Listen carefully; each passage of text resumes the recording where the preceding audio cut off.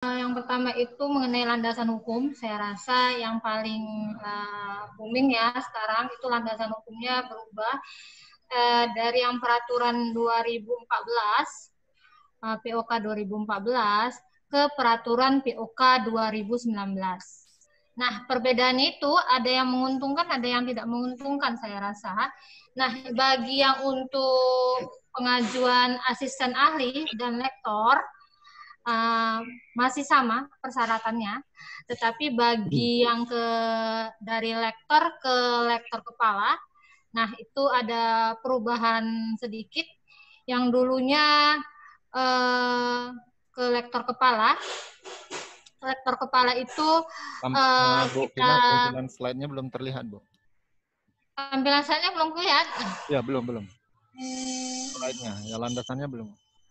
Share screen-nya slide-nya, Bu.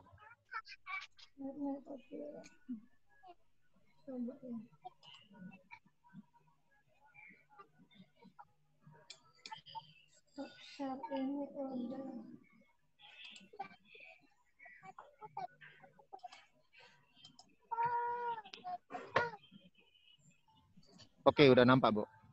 Sudah nampak? Oh, ulang lagi, Bu, share screen-nya, Bu. Yang tadi udah nampak, Bu.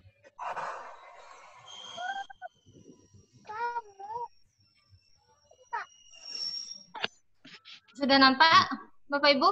Oke, udah nampak, Bu. Silakan lanjutkan, Bu. Oke, ya.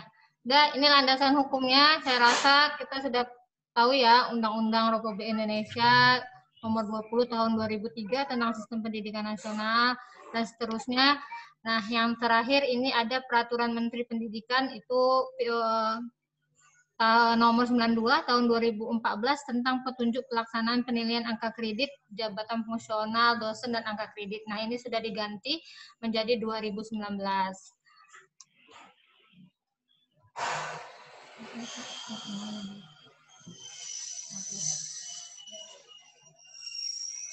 Nah, ini fungsi pendidikan dosen. Ini saya rasa saya lewatkan aja ya, karena kita nggak terlalu lama. Jadi ini memang fungsi pendidikan pertama mengembangkan kemampuan dan membentuk watak. Nanti saya bagikan slide-nya. Terus yang kedua mengembangkan sivitas akademik. Yang ketiga mengembangkan ilmu pendidikan, teknologi, dan menerapkan nilai humaniora. Jadi saya langsung masuk aja, ini saya rasa nanti bisa dilihat sendiri. Nah, yang paling penting yang kita perhatikan adalah tentang komponen penilaian jabatan akademik. Nah, di sini ada asisten ahli, lektor, lektor kepala, profesor. Terus ada juga asisten ahli dari magister, lektor dari magister, lektor kepala dari magister atau doktor, dan profesor dari dokter. Ini wajib ya sekarang pendidikannya. Jadi pendidikan asisten ahli itu minimal S2.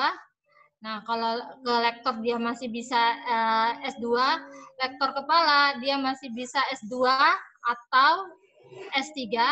Nah, profesor itu wajib S3. Nah, ini dari pendidikan, kita nilai kumnya. Jadi kalau asisten ahli itu pendidikannya lebih besar ya, dari 55%. Terus kalau penelitiannya harus lebih besar dari 25%. Terus pengabdian masyarakatnya ini paling sedikit 0,50 angka kredit dan lebih kecil dari 10%. Nah, penunjang ini lebih kecil dari 10%. Seperti itu. Terus lektor magister, ini pendidikannya, ini kum ya, kum penelitian, dia lebih besar dari 45%. Penelitiannya lebih besar dari 35%. Pengabdiannya masyarakat dia sama ya, sama yang asisten ahli, paling sedikit 0,50. Nah, dan paling banyak dia 10% dari kum yang dibutuhkan. Terus yang penunjang yang keempat itu lebih kecil dari 10%. Nah, lektor kepala ini ada dua. Dari lektor kepala dari pendidikan magister dan lektor kepala dari pendidikannya doktor. Nilai kumnya sama, tapi nanti kita lihat perbedaannya. Dari pendidikan, kumnya itu harus lebih besar dari 40%, penelitiannya juga harus besar dari 40%, pengabdian masyarakatnya sama ya, paling sedikit 0,50 AK dan kecil dari 10%. Penunjangnya juga harus kecil dari 10%.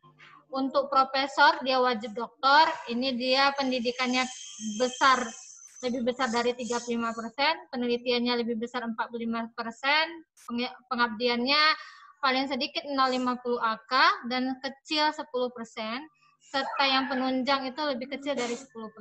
Nah, dia dari pendidikan semakin dari asisten ahli ke profesor dia akan semakin kecil. Kenapa di sini?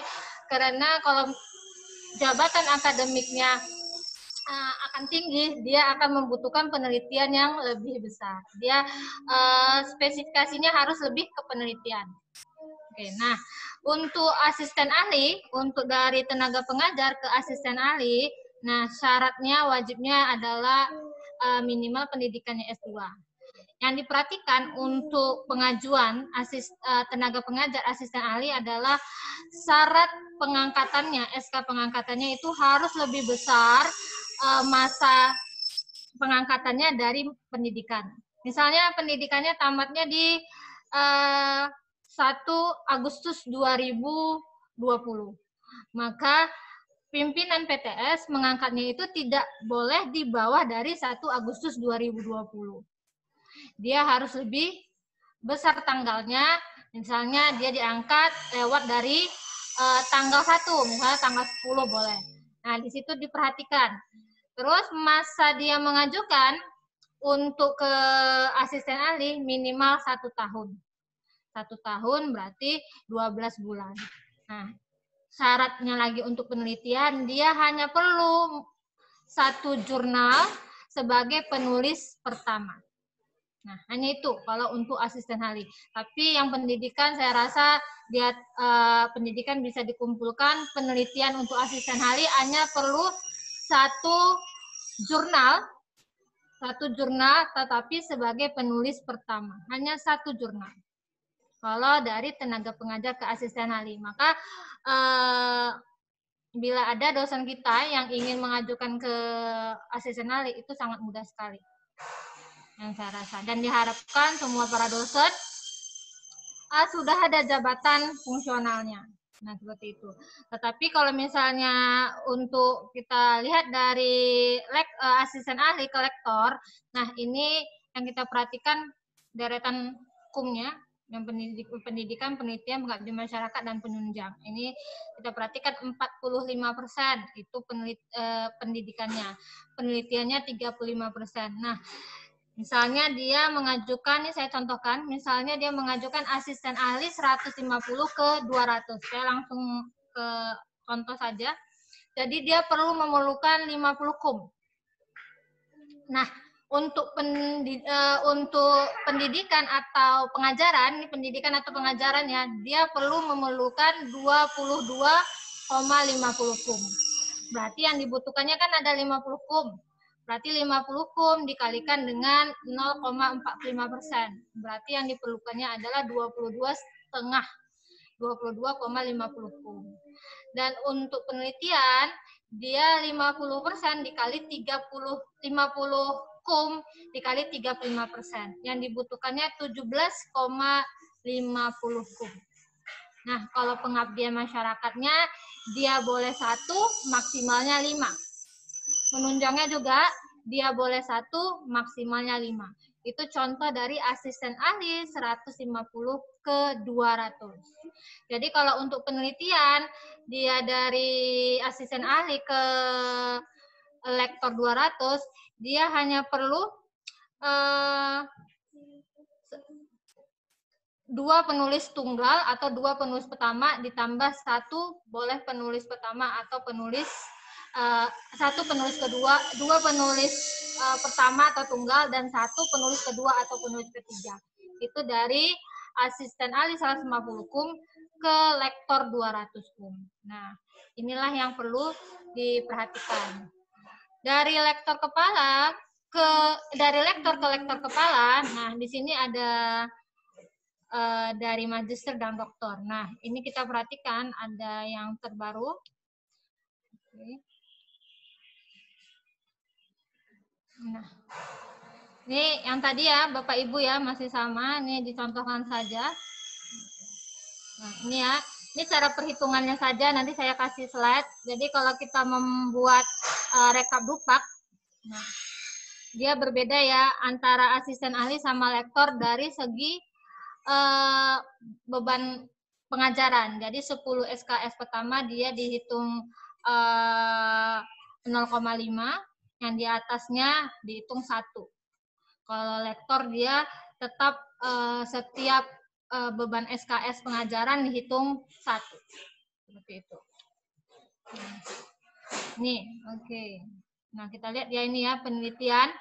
Jadi di sini ada, kita lihat menghasilkan karya ilmiah sesuai dengan bidang ilmunya, ada buku referensi, nah buku monograf. Bedakan antara referensi dengan monograf. Referensi itu dia kumpulan dari beberapa penelitian yang tidak hanya satu judul saja, tetapi digabungkan. Dia lebih mendalam, lebih mendasar, lebih mendalam daripada buku yang biasa ya. Monograf ini dia hanya satu judulnya saja. Nah, itu ada kumnya 40, terus yang monograf ada 20. Terus ada juga di sini hasil penelitian atau hasil pemikiran dalam buku yang dipublikasikan dari berbagai tulisan penulis. Ini ada internasional, ada penelitian internasional, ada penelitian nasional. Nah, di sini dilampirkan juga buktinya apa, sampul, dasar isi, dan bukti kinerja ini dinilai 15. Terus ada juga sampul, daftar isi, dan bukti kinerja ini 10. Terus yang paling diperhatikan adalah jurnal internasional bereputasi. Ini ada database-nya. Database-nya itu biasanya yang sering dipakai adalah Scopus dan WOOX ya. Nah, ini ya 40 nilainya 40. Nah, nilai yang 40 itu adalah nilai maksimal. Jadi biasanya kalau kita membuat rekap dupak nggak apa-apa nilainya maksimal, karena nanti pun di L-dikti ataupun di dikti malah lebih dikurangin. Jadi nggak apa-apa dibuat, nanti kan ada beberapa penilaian. Nah, misalnya cara membuatnya, misalnya dia penulisnya, jadi diperhatikan. Jadi kita buat jurnal internasional, penulisnya ada 4. Ada penulis pertama, ada penulis kedua, penulis ketiga, dan penulis keempat. Penulis pertama ini persen kumnya adalah 60%. Jadi misalnya dia dikeluarkan jurnal internasionalnya satu jurnal, jadi dia 40 kum dikali 60%, dapatnya 24. Penulis kedua, penulis ketiga, penulis keempat, berarti dia sisanya tinggal 60% dikali 40 dibagi 3. Nah, seperti itu ya perhitungannya. Jadi kalau misalnya menulis jurnal untuk mau ke lektor kepala, semakin banyak penulisnya, maka semakin sedikitlah kum yang akan diterimanya. Seperti itu. Jadi memang diharapkan, dan saya juga telah sering berkomunikasi dengan didikti, bahwa penulis jurnal internasional itu sebaiknya jangan terlalu banyak, maksimal bisa 4, bisa 5. Karena semakin banyak, maka nilainya yang diterima itu hanya bisa sekitar 1, bahkan ada 0,5. Misalnya dia menulis rame-rame, menulis 20 orang, maka semakin banyak besaran yang harus dibagi. Dan kalau mau mensiasatinya, bisa dengan cara sebagai koresponden. Jadi misalnya kan, saya sebagai penulis pertama, misalnya Pak Mesran sebagai koresponden, maka nilai yang didapat di penulis pertama sama dengan nilai yang didapat dari koresponden. Oke. Nah, fungsi koresponden itu sama dengan penulis pertama. Misalnya kita membimbing mahasiswa S2 atau mahasiswa S3. Nah, mahasiswa itu bisa sebagai penulis pertama, maka kita sebagai pembimbingnya disebut dengan penulis koresponden. Itu kalau mensiasati. Jadi nilainya yang didapat pertama misalnya 24, nilai koresponden juga 24. Seperti itu. Nah, itu kalau kita mau mensiasati bagaimana supaya jangan terlalu banyak penulisnya. Penulis pertama sama penulis koresponden itu sama nilainya. Oke. Nah, di sini ini ya sekarang ya nih. Jadi di keluaran baru di POK 2019 itu dibuat ada bersinta ya, jurnal nasional ada range-nya Sinta 65 itu nilai kumnya 15, Sinta 43 nilai kumnya 20, Sinta 21 nilai kumnya 25. Nah, itu digunakan untuk kapan? Untuk lektor ke lektor kepala. Jadi, lektor ke lektor kepala untuk yang punya pendidikan S3, maka syarat khususnya harus ada minimal dia menulis di Sinta 2 sebagai penulis pertama. Kalau lebih tinggi boleh. Misalnya dia ada di Sinta 1 itu boleh. Misalnya dia ada menulis di jurnal bereputasi itu boleh. Tapi ke bawahnya dia tidak boleh. Itu syarat khusus yang harus wajib dipunyai apabila pendidikan kita S3 terus kita mau menaikkan jabatan fungsional kita dari lektor ke lektor kepala. Oke, itu bagi yang pendidikannya S3. Tetapi sekarang bagi pendidikannya yang S2, nah itu akan lebih dipermudah. Misalnya dia dari lektor 300 mau ke lektor kepala 400. Dia dari magister ya. Berarti lektor kepala magister namanya. Nah, itu syarat khususnya hanya jurnal internasional saja. Nah, saya bertanya sama Diksi, Pak, kenapa kok lebih tinggi ya? Lebih susah syarat yang pendidikannya S3 seperti itu ya. Karena dia harus menulis di jurnal nasional bersinta 2 atau ke atasnya. Nah, saya bertanya waktu keluar POK 2019. Nah, yang dijawab mereka karena ada 50 KUM yang sudah dibentuk dari pendidikannya S3. Dan untuk kedepannya dia memang dilatih agar bisa terus ke profesor seperti itu. Karena kalau dia hanya pendidikannya S2 magister, dia hanya mentok di lektor kepala 700 seperti itu. Nah, yang untuk profesor juga di POK 2019. Nah, ini ya kita perhatikan di sini. Nah, di sini ada asisten ahli, wajibnya hanya jurnal nasional. Ini yang dulu. Yang 2019 ini wajib dia jurnal nasional terakreditasi peringkat 3, peringkat 4, peringkat 5 atau jurnal nasional di luar peringkat wajib. Nah, seperti yang saya bilang, tenaga pengajar ke asisten ahli itu sangat-sangat mudah. Jadi hanya perlu memerlukan jurnal biasa yang bisa pun diterbitkan di kampusnya atau jurnal ilmiah di LPPM-nya, tetapi sudah di-online-kan, dia sebagai penulis pertama. Cukup, hanya itu. Tetapi perhatikan juga SK pengangkatan sama ijazah keluarnya. Nah, itu sering ya, nggak diperhatikan. Pengangkatannya lebih duluan daripada ijazah yang dikeluarkan. Nah, seperti itu. Terus dilihat juga masa umurnya, jadi minimal 1 tahun. Oke, itu untuk tenaga pengajar ke asisten ahli. Untuk asisten ahli ke lektor itu wajibnya sama ya. Tetapi nanti dilihat perhitungan daripada rekap dupak ya, rekap penilaian angka kreditnya, rekap dupaknya. Nah, dilihat dia, misalnya dia tadi ya memerlukan 50 KUM, maka persenan komponen daripada masing-masing persen harus terpenuhi. Seperti itu. Terus, untuk kita lihat, untuk lektor kepala magister, nah wajibnya hanya jurnal internasional, wajibnya. Jadi siapa yang di sini ikut misalnya dia masih magister, dia punya jurnal internasional, Nah, dia bisa masuk untuk pengajuan lektor kepala. Wajibnya hanya jurnal internasional.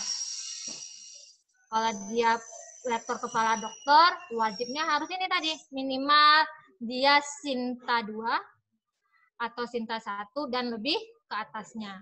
Nah, untuk profesor, dia wajibnya tadi ini. Wajibnya yang sama nih ya. Oke. Nih, jurnal bereputasi dia wajibnya. Oke. Nah, untuk dia sesama naik jabatan, ya nih ada ini yang tadi saya bilang nilai korespondensi ya. Nah, nilai penulis korespondensi ada 60% penulis pertama, 40% penulis pendamping. Jadi ini bisa digunakan untuk referensi bagi yang ingin mendapatkan hukum yang sama penulis pertama. Jadi kalau misalnya menulis jurnal itu, kalau bisa janganlah sampai 10 orang sampai tinggi. Nah, nilai hukumnya akan sedikit. Dan untuk ke Jakartanya juga tanda petik sering ditanyakan. Mungkin ikut-ikutan aja atau namanya numpang saja seperti itu ya. Tetapi kalau misalnya dia mau ke lektor kepala, dia mau ke guru besar, nah dia lebih bagus beberapa tulisan aja tapi sebagai penulis pertama, penulis korespondensi atau sebagai penulis kedua. Itu lebih cepat biasanya penilaian dari dikti. Nah, dia nggak ada dipertanyakan lagi, malah tahu ini cuma numpang nama saja gitu. Nggak diminta lagi bukti korespondensi, bukti-bukti dia menulis di jurnalnya seperti itu. Oke, nah saya rasa cuma untuk profesor ya, untuk profesor ada tambahan, untuk profesor kita ada tambahan, dia harus syarat khususnya dia harus pernah mendapat hibah 100 juta minimal. Itu boleh hibah dari dikti, boleh hibah dari yayasan, atau hibah dari kementerian lain. Yang penting dia mendapat hibah minimal 100 juta. Dan atau, banyak ataunya, atau dia pernah membimbing, menguji, nah yang untuk S3 seperti itu. Atau dia juga sebagai reviewer dari jurnal internasional seperti itu. Nah, atau-ataunya itu bisa digunakan apabila Bapak Ibu ingin menaikkan jabatan fungsional, misalnya dari lektor kepala ke guru besar seperti itu. Oke, kalau yang untuk yang loncat jabatan, misalnya dari lektor dia mau ke guru besar, nah syarat wajibnya dia harus yang tadi hibah atau misalnya membimbing ataupun dia sebagai reviewer itu harus dipenuhi. Dia wajibnya doktor dan dia wajib punya jurnal bereputasi minimal 2. Nah, saya rasa semua materi ini sudah saya jelaskan. Nah, ini hampir sama. Oke. Nah, saya kembalikan ke moderator. Baik, terima kasih kepada Ibu Vina Windasari telah memaparkan materi, sangat bermanfaat sekali ini. Kemudian saya lanjutkan saja ke Bapak Rahmat Hidayat, SEMSI dari Sekolah Tinggi Ilmu Manajemen Sukma. Kami persilakan dengan segala hormat.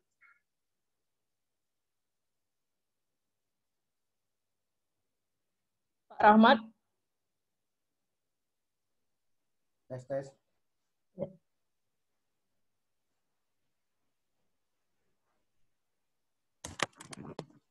Baik.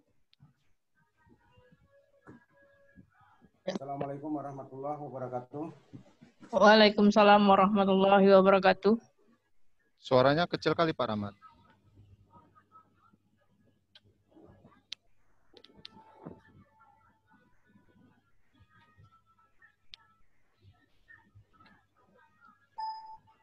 Masuk kecilan juga, Pak.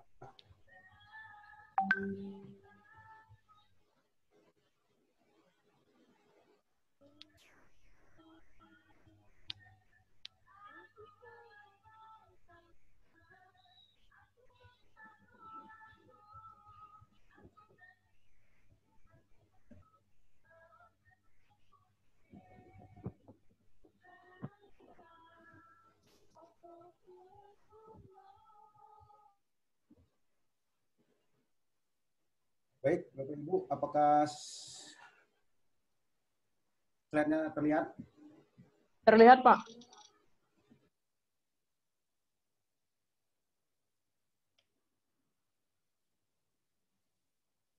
Terima kasih kepada Ketua SKPT, terima kasih kepada Ketua SKPK Setia, terima kasih moderator dan para peserta sekalian.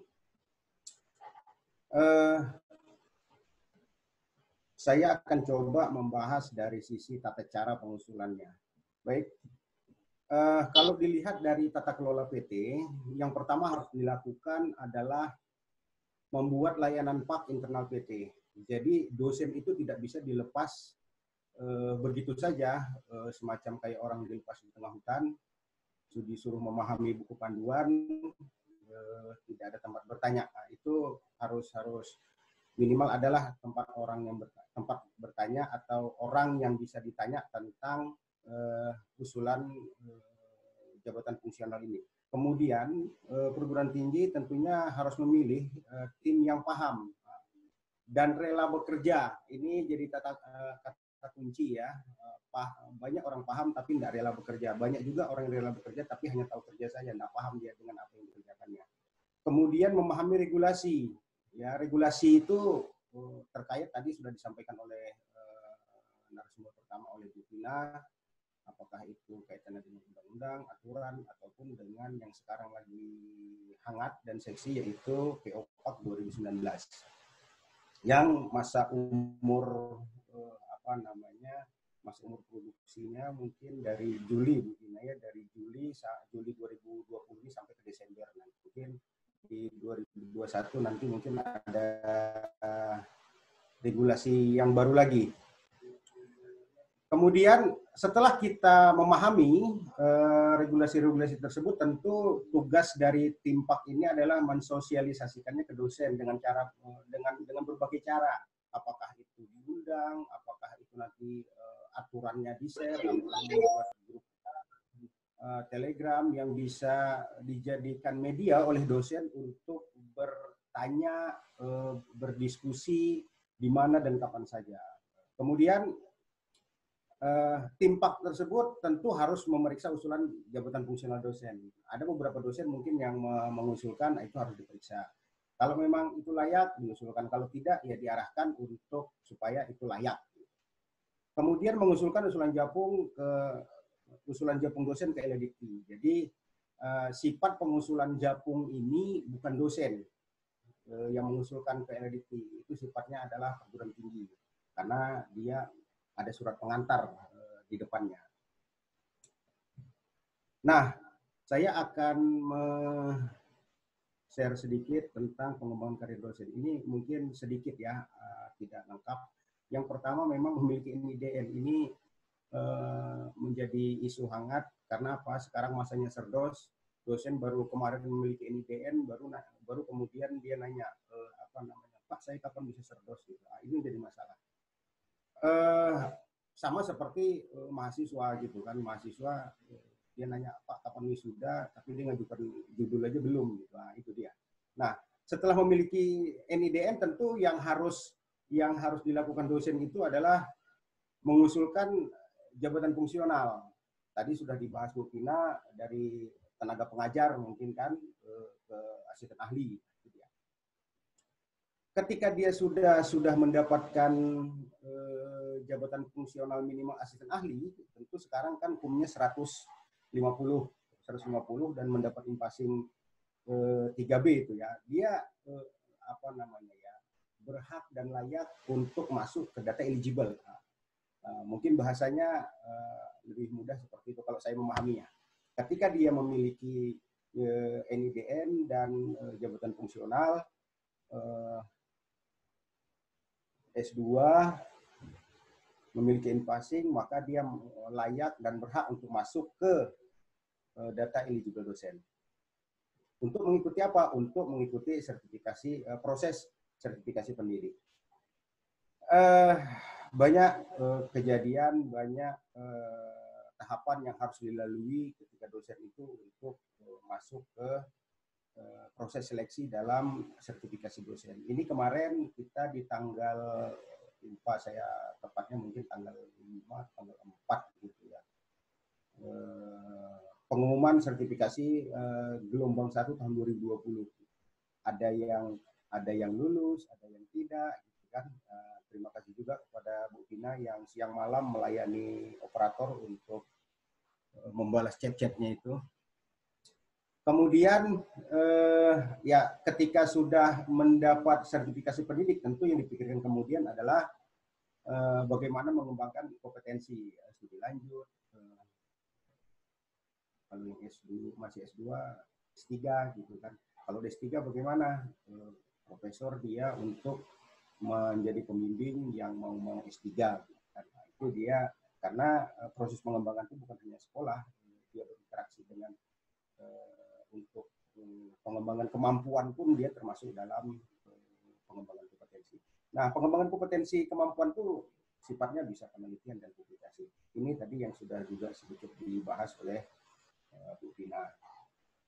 Nah, asisten ahli itu hukumnya tadi sudah dibahas juga 150 3B. Kalau dulu kan masih bisa ya, kalau tidak salah saya dapat informasi waktu sosialisasi POPAK tahun 2019 kemarin yang diselenggarakan oleh LDT, terakhir tahun 2012 kalau tidak salah itu S1 100 dia punya asisten ahli. Sekarang nggak boleh, dia harus 200 ya. 150 dan S2. Kemudian lektor. Ini Bapak Ibu sudah bisa melihat-lihat lektor Bapak Ibu itu di kumnya kum berapa? Kum 200 atau kum 300. Dia 3C dan 3D. Perlu Bapak Ibu ketahui untuk dari mulai poin 1 dan poin 2 ini eksekusinya adalah di LLDT. Eksekusinya ya, artinya LLDT nanti mengeluarkan SK-nya. Tapi mulai 3 ke 4 itu nanti walaupun kita mengusulkannya dari ke LLDT, maka LLDT yang mengusulkannya ke pusat atau ke Dikti sana. Baik Bapak Ibu, saya lanjutkan. Nah, ini strategi dosen bagaimana? Yang pertama adalah pahami buku POPAK 2019. Itu intinya. Bagaimana cara memahaminya? Ya kalau saya baca gitu kan. Saya harus baca, saya pahami, tidak paham saya tanya sama orang ini maksudnya apa. Itu yang pertama. Kita pun sering kadang-kadang berdebat sedikit agak keras dengan kawan-kawan di grup, apakah itu dari grup Telegram atau WA, yang tidak masalah dalam artian itu membangun membangun kemampuan atau mencari kemampuan, mungkin persepsi kita salah. Kemudian yang kedua adalah pahami berkas usulan Japung. Usulan Japung itu banyak Bapak Ibu. Tadi sudah dibagi-bagi, sudah diterangkan oleh Bu Tina secara jelas. Nanti kita akan kupas lebih detail lagi di buku POPAK 2019. Nah, kemudian ketika kita sudah tahu apa itu usulan Japung, itu tentu dikumpulkan dalam satu tempat. Ini SK mengajar di mana, SK membimbing di mana, publikasi di mana. Nah, ini menjadi masalah ketika nanti butuh mencarinya, membutuhkan waktu gitu. Celakanya tidak dapat pula itu dicari. Itu yang jadi masalah. Terakhir dibuat-buatlah berkas itu. Itu yang harus dihindari. Ketika sudah kita mengumpulkan berkas dalam satu tempat, maka langkah selanjutnya adalah cari orang tempat kita berdiskusi. Saya sudah punya usulan ini, sudah punya berkas kira-kira seperti ini. Apa kira-kira kekurangan yang harus saya lengkapi? Nah, dari situ mungkin masukan apakah kurang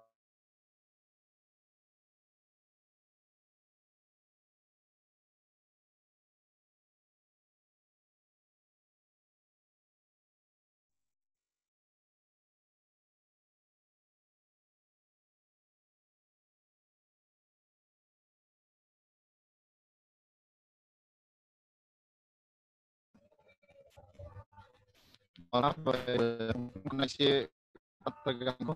Tahu dulu sebentar.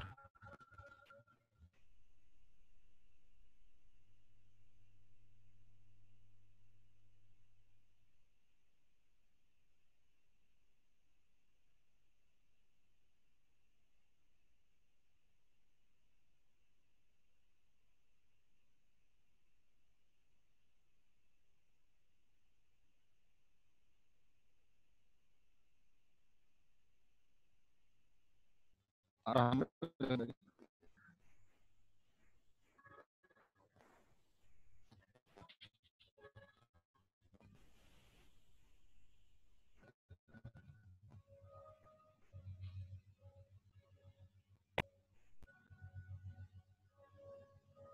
Halo, Pak Rahmat join.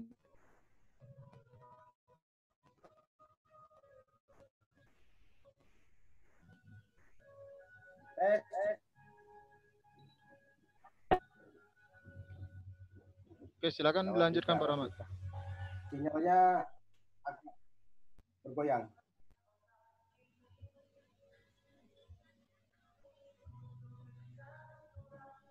Baik, terima kasih. Mohon maaf terputus tadi sambungannya. Ketika kita sudah berdiskusi kemudian menyiapkan berkas usulan, dari hasil diskusi itu baru yang terakhir ada ketika kita sudah siapkan usulkan ke tim PAK. Dosen tidak mengusulkan sendiri, Bapak Ibu, mengusulkannya ke tim PAK yang ada di internal PT.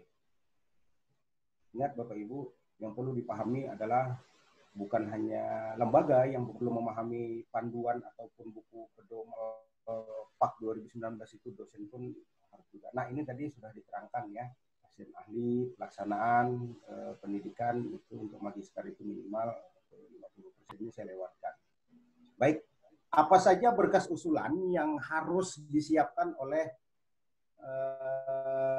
dosen ketika mengusulkan ke, ini kasusnya ke LLDT ya, LLDT wilayah 1, di berkas yang selama ini pernah diusulkan dari kampus kita, Sukma. Yang pertama adalah surat pengantar. Surat pengantar yang buat siapa? Ya tentu lembaga gitu kan. Kemudian fakta integritas. Fakta integritas ini adalah dari, kalau tidak salah saya, adalah dari dosen bersangkutan. Kemudian adalah NIDN. Bapak Ibu perlu sekali ketika Bapak Ibu yang sudah punya NIDN, mohon minta di print out kan filenya, minta sama operator. Nanti dimintakan, nanti cetak kartu itu bahasanya kalau di Porlab itu, di Porlab atau PDDT itu dia bahasanya cetak kartu yang ukuran besar. Nah, itu nanti dilampirkan. Biasanya itu dalam bentuk file PDF itu nanti. Yang pertama, yang ketiga. Kemudian itu, ini tadi rekapitulasi DUPAK. Ya, DUPAK itu daftar usulan penilaian angka kredit. Ada lampiran 1 sampai lampiran 7, berarti ada halaman-halaman karena di depannya ada ya, nanti kita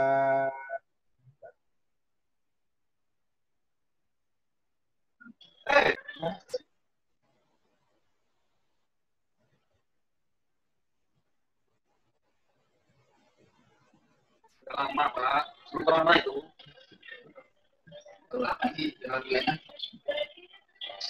tes. Tes, Pak Rahmat, silakan. Bisa saya lanjut? Silakan, masih screen. Kemudian ketika rekapitulasi DUPAK-nya sudah selesai, maka yang perlu dilampirkan kemudian adalah scan bukti pelaksanaan pendidikan. Scan bukti pelaksanaan pendidikan itu seperti scan SK mengajar, ya kan, sesuai dengan DUPAK pada lampiran 2. Nanti tertulis di situ, masing-masing punya bukti. Kemudian scan bukti pelaksanaan penelitian. Tadi publikasi ya, kalau memang ada publikasinya 10, maka 10 harus dilampirkan. Tergantung di situ nanti di buku PO PAK itu mintanya apa, ya, mintanya apa. Begitu juga dengan yang nomor 7, scan bukti pelaksanaan pengabdian, ya, ada lampiran 4. Kemudian scan bukti melaksanakan unsur penunjang. Nah, ini Bapak Ibu nanti ketika di akhir acara ini yang mendapat sertifikat, sertifikat pesertanya bisa dijadikan bukti sebagai melaksanakan unsur penunjang, ya, melaksanakan unsur penunjang. Namun tadi kata kunci yang disampaikan oleh narasumber yang pertama adalah ingat seluruh usulan, berkas usulan harus di atas durasi, apakah itu SK pengangkatan atau SK TMT, nah itu dia. Jangan pula TMT kita 1 Januari 2019 yang kita usulkan usulannya di bawah gitu, misalkan 1 Januari 2018, nah itu yang bisa ditolak itu nanti salah satu buktinya.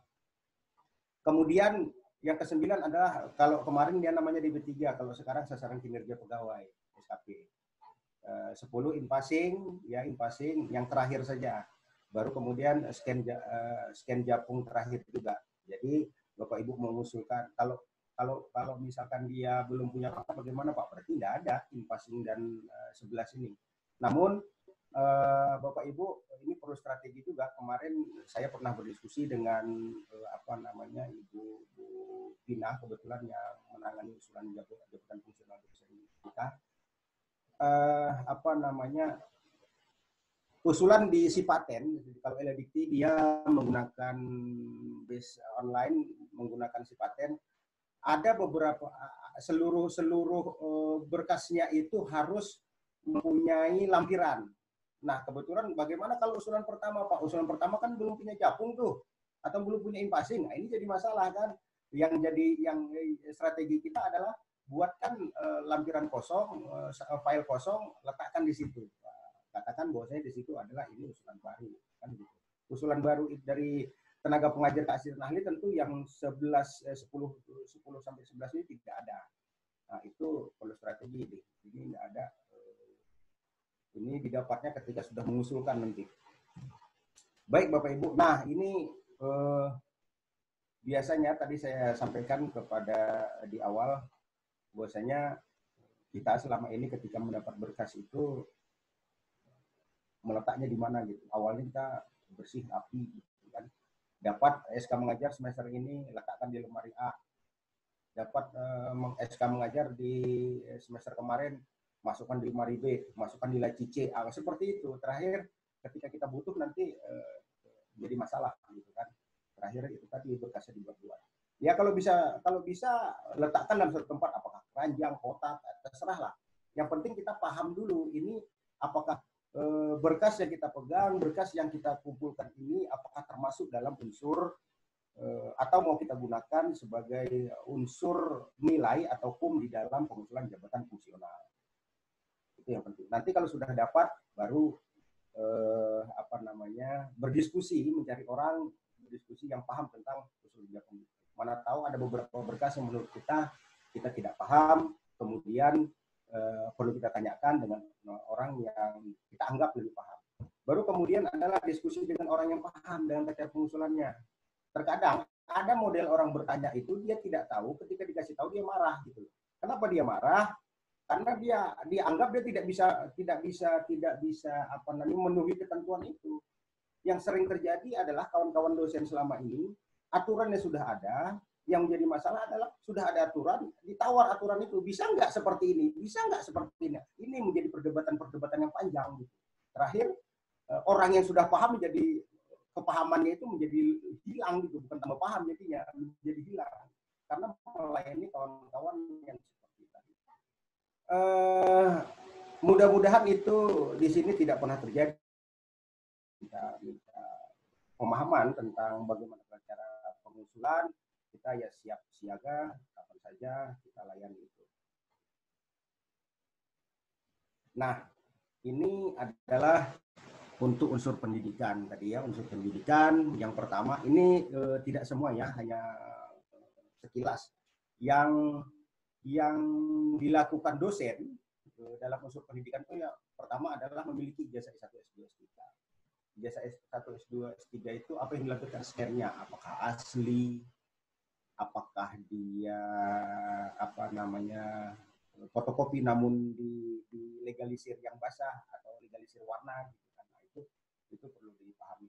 Kemudian SK mengajar itu setiap semesternya dikumpulin, direkap dulu. Oh, bolong nih satu semester kemana? Oh, cuti ternyata. Itu. Ini harus tahu juga kita. Nah, kemudian SK pembimbing tugas akhir, apakah laporan TA atau sifatnya skripsi, tesis, disertasi, ya itu boleh saja itu. Nah, kalau di buku PO-PAK itu katanya yang harus dilampirkan adalah SK penugasan ditambah dengan berita acara bimbingan. Ini tergantung nanti dia itu sebagai pembimbing pertama atau pembimbing kedua, itu nanti kita bisa lihat di buku PO-PAK 2019 pengakuan nilainya. Baru kemudian SK penguji, ya SK penguji tugas akhir. Dia ada penguji pertama, penguji pendamping, penguji kedua, dan berita acara sidang. Itu di bahasanya seperti itu. Itu yang harus diusulkan. Nah, yang selama ini adalah beberapa dosen ketika mau mengusulkan dari unsur pendidikan, dia membimbing memang, dia membimbing, tapi yang dipegangnya hanya SK dosen pembimbing gitu. Berita acaranya bagaimana? Nggak ada gitu. Dari mana dapat berita acara? Ya di-scan lah berita acara deskripsi yang mahasiswa sudah dijilid itu, itu jadi kerjaan. Gitu. Makanya ketika diminta saja nanti ketika sudah melakukan pembimbingan, berita acaranya minta scan-kan, kirim ke file. Supaya apa? Supaya rekam jejak itu mudah ditelusuri. Ya. Begitu juga dengan penguji. Ya, begitu juga dengan dosen penguji. Seperti itu. Ketika sudah selesai menguji, dapat SK menguji, selesai menguji, minta saja berita acara sidang yang sudah ditandatangani oleh seluruh penguji atau komponen yang ada di dalamnya. Minta scan, jangan fotokopinya. Kalau fotokopinya hari ini dipegang, besok entah di mana kita letakkan. Kalau minta scan, kirim ke file email atau bagaimana kita mudah menelusuri. Baru kemudian yang kelima. Yang kelima itu adalah SK dosen pendamping. Kegiatan mahasiswa. Apa ini kegiatan mahasiswa? Contoh yang paling dekat kemarin, FKPT menyelenggarakan Indonesian Student Lecture Competition, ya ISLC. Itu mahasiswanya mendapat, yang menang itu terdiri bisa mendapat medali emas, perak, perunggu, gitu kan. Nah kemudian kita sebagai pendamping, SK sebagai pendamping itu kan kita mendapat SK, kemudian kalau tidak salah sertifikat kemarin itu ya, sertifikat SK pendamping. Nah, itu kemudian SKPA, PA itu penasihat akademik, ya pembimbing akademik, dosen PA istilahnya kalau masa saya dulu kuliah ya, dosen PA. Bukan hanya SK di situ, bukan hanya SK ya, tapi berita acaranya. Kalau tidak salah PA ini dia kalau tidak salah ya per semester itu hukumnya 2, ya hukumnya 2. Jadi kalau kita SK dosen kita itu dari diangkat misalkan tahun 2018 ke 2019, anggap 2 semester gitu kan, 2 semester berarti hukumnya 4. Itu yang dilampirkan adalah SKPA, SK-nya dan berita acara bimbingan akademiknya. Biasanya kapan itu ketemunya? Biasanya masih mengisi KRS, HS, itu dia di situ ada interaksi antara ada buku ajar atau modul, itu nanti hukumnya silahkan dilihat saja. Nah ini Bapak Ibu SK memiliki jabatan PT itu dari mulai rektor, ketua, direktur sampai wakil-wakilnya. Di situ ada kum pembagian masing-masing, ya kum pembagian masing-masing.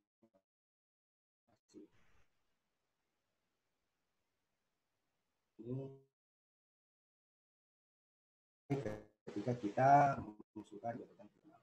Kemudian SK penugasan dan laporan detaching. Jadi ketika Bapak Ibu yang pernah mengikuti program detaching itu biasanya SK penugasannya dari Dikti, kemudian nanti kita buat laporan, dan laporan itu SK dan laporannya itu bisa diajukan juga sebagai unsur yang bisa dinilai dalam pengusulan jabatan fungsional dari unsur pendidikan. Nah, ini sekilas dari unsur pendidikan. Baru kemudian, nah ini beberapa ya, kalau di buku PO-PAK itu seperti ini tampilannya.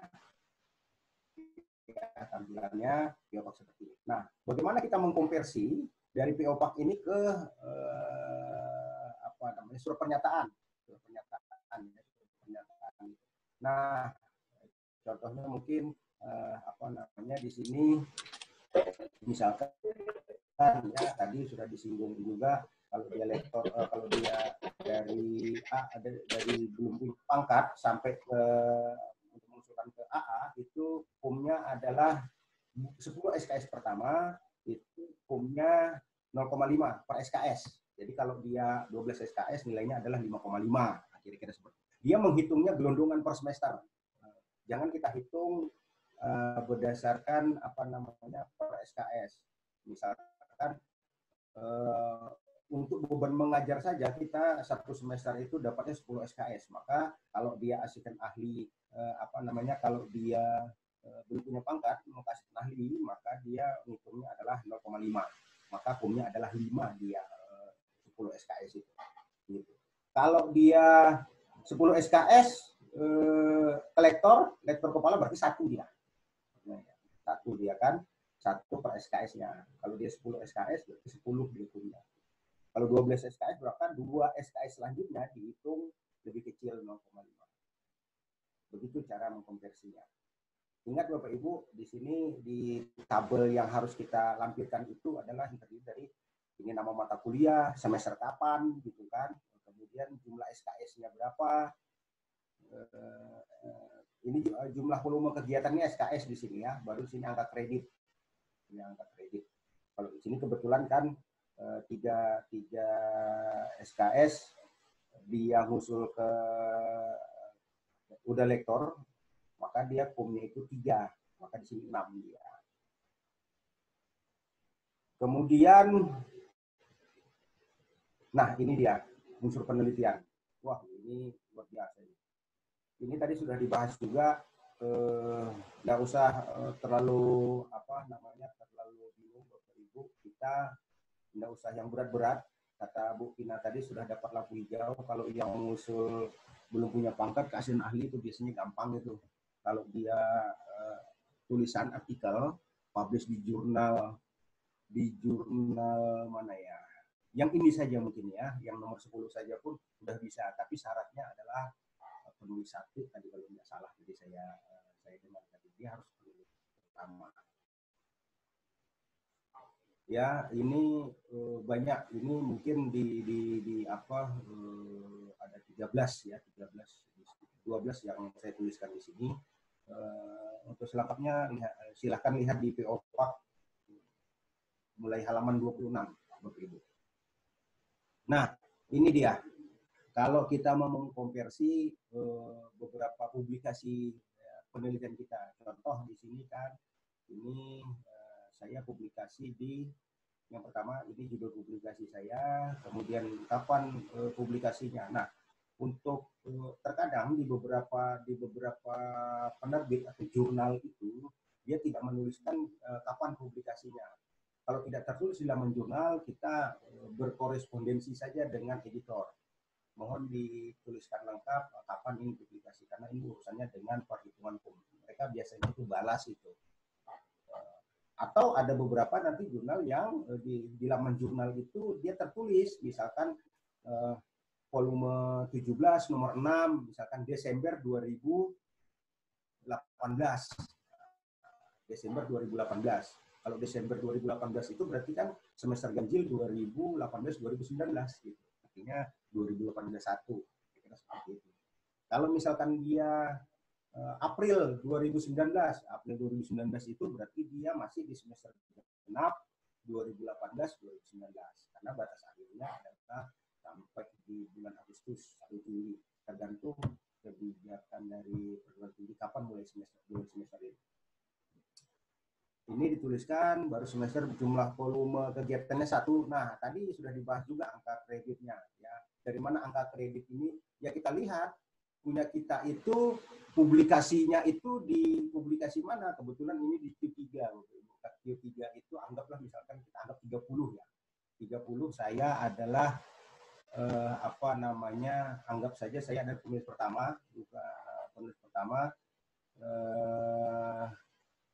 18 ini salah ya, 18 sebenarnya seharusnya saya ini adalah penulis pertama, kemudian sekaligus penulis korespondensi. Kalau sekaligus korespondensi 60 ya. Oke, 60 per 18 kalau 60% dari 30 itu 80 berarti benar ya. Saya penulis pertama sekaligus penulis korespondensi. Makanya PUM 18. Tulis saja kata narasumber pertama tadi, PUM maksimalnya berapa? Di situ 30. Ya sudah, kita buat aja 30. 30, 60% dari 30. 18 kita dapat. Nah, kemudian ini dia. Ini saya penulis pertama misalkan. Penulis pertama atau penulis korespondensi atau penulis pertama sebagai penulis korespondensi, itu nanti bisa dihitung berdasarkan aktivitas kita, kemudian berdasarkan jenis publikasi. Kalau ini di jurnal, kalau ini proceeding yang terindeks di beriputasi juga, gitu ya. Jadi begini cara mengkonversi. Untuk selanjutnya pelaksanaan pengabdian sama seperti itu, ya. Nah, ini yang menjadi beberapa perdebatan juga, kawan-kawan, yang saya sampaikan di awal tadi, jangan menawar-nawar gitu loh, jangan menawar-nawar aturan itu.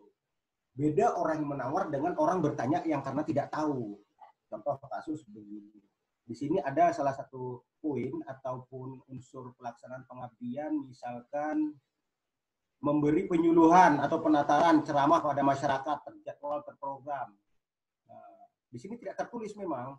Mohon maaf saya menyebutkan khutbah Jumat boleh nggak Pak? Itu ada yang bertanya seperti itu. Nggak boleh. Kita sudah dapat warning dari kemarin Pak Kepala LBT menyampaikan hubungan dengan keagamaan nggak boleh. Seperti itu. Saya nggak tahu. Kemarin saya sudah dapat informasi itu udah lama. Gitu. Saya nggak tahu apakah sekarang boleh. Mudah-mudahan tetap nggak boleh. Gitu. Karena itu terjadwal Pak. Karena terprogram juga. Setiap minggu saya Pak melaksanakan khutbah Jumat. Gitu. Itu dia. Menjadi ngajar masjid boleh nggak Pak? Nah, itu dia. Nah artinya sesuaikan saja, misalkan, nah ini salah satu saya menjadi narasumber gitu kan, narasumber. Pada saat kapan? Ini insidentil. Insidentil ini punya biasanya satu ya. Insidentil, kemudian konversi ke dalam sini apa bahasanya? Memberikan penyuluhan gitu kan, memberikan penyuluhan pada kegiatan apa? Sebutkan kegiatan webinar strategi percepatan peningkatan jabatan fungsional dosen misalkan. Udah, kapan dilaksanakannya? Tanggal sekian. Tulis saja satu SKS, volume kegiatannya satu, angka kredit satu. Itu begitu cara mengkonversi dari buku P4 unsur pengabdian ke lampiran 4. Ya, lampiran 4 surat pernyataan melaksanakan pengabdian pada masyarakat. Baru kemudian unsur penunjang. Ya, unsur penunjang. Nah, ini dia. Unsur penunjang ini salah satu yang Bapak Ibu nanti yang mengikuti acara ini dan mendapat sertifikat. Ketika Bapak Ibu mendapat sertifikat, maka dia masuk ke dalam unsur penunjang. Di sini poinnya berperan aktif dalam pertemuan ilmiah. Ya, di sini internasional dari lingkungan perguruan tinggi, mungkin di sini bisa masuk nih, ya, atau di sini membuat tanda jasa. Intinya di antara 6 dan 7 dapat sertifikat. Karena sertifikat ini banyak macamnya, ada tulisan di situ sertifikat, ada penghargaan, ada macam lah gitu kan. Kalau penghargaan nanti dituntut produk yang dihargai apa, itu jadi masalah juga nanti. Bapak Ibu harus paham juga ketika Ibu dapat tulisan sertifikat penghargaan, harus tahu juga ini penghargaan dari bidang apa gitu. Ini menjadi masalah nanti ketika mengusulkan, atau dicoret saja sama mungkin oleh tim POPAK di internal PT itu dianggap hukumnya satu, tapi di sana nanti mungkin di LDT kan dinilai lagi oleh timnya LDT gitu, mungkin itu nanti dicoret lagi, nah, itu jadi masalah. Nah ini untuk tadi lampiran 5, nah ini lampiran 6. Lampiran 6 ini adalah rekapitulasi dari usulan jabatan fungsional kita dari yang lama ke yang baru. Ini kebetulan dia tidak ini yang baru ya, baru mengusulkan dari asisten dari 0 belum punya pangkat ke ini kemana ini, kolektor kalau nggak salah ini, kolektor dia. Karena dia udah doktor, lektor 200, jadi boleh dia ke dokter langsung.